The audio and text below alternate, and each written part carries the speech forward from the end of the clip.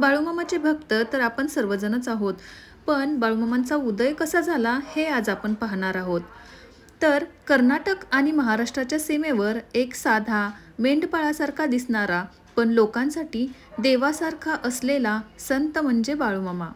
बाळूमामा लहानपणापासूनच अध्यात्माकडे झुकलेले होते. त्यांनी आयुष्यभर साधेपणा स्वीकारला. ते मेंढ्या राखायचे, पण लोकांच्या दुःखात उभे राहायचे. एकदा एका गावात भयंकर साथ पसरली. लोक आजारी पडत होते. गावकरी बाळूमामांकडे आले. त्यांनी फक्त अंगारा दिला आणि श्रद्धेने नामस्मरण करण्यास सांगितले. काही दिवसातच साथ कमी झाली आणि लोकांनी त्यांना देव माणूस मानायला सुरुवात केली. बाळूमामांनी कधीच स्वतःला देव मानलं नाही. ते नेहमी म्हणायचे, श्रद्धा ठेवा, सर्व काही ठीक होईल.